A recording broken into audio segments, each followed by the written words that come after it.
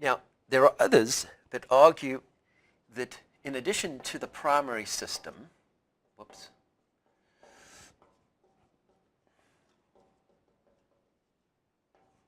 there is a need for a secondary system.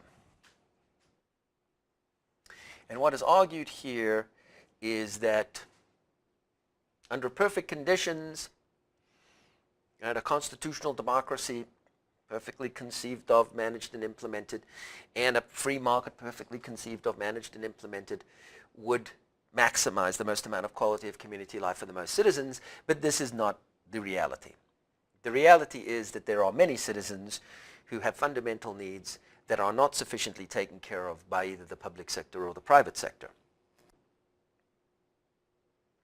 So the needs for people who are homeless, who are addicted, who are in need of various services that are often not made available by the private and the public sector in an affordable and accessible manner. Example might be, as I previously mentioned, housing. So we've seen the rise of what we call a secondary system. And this secondary system is comprised of charities, foundations, okay, all sorts of NGOs, non-government organizations and non-profit organizations. We've also seen the rise of what we call corporate social responsibility programs. And this is where the private sector provides additional support. In other words, in addition to the products and services that the organization offers to the market, the organization takes part of its profit and funds and may indeed actually provide additional services that improve the quality of community life. So for example, when an organization like Boeing funds a food drive or a homeless shelter, Boeing's primary product services is the design and production of aeronautical products.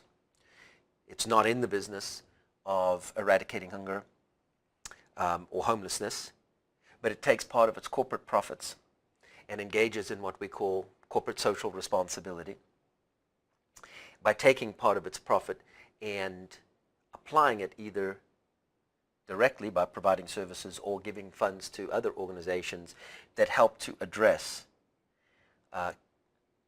key needs that are not necessarily being addressed by the public sector and the private sector. For example, homelessness and the eradication of hunger, so on and so forth. And these are what we refer to as corporate social responsibility programs. And we've seen a significant increase in the extent to which organizations, private sector organizations, are engaging in various forms of corporate social responsibility activities. And there's various councils and associations, and together these form a network of organizations that raise money, distribute money, and actually provide service to citizens who have needs that are not being well met by either the public sector or the private sector. So this is what we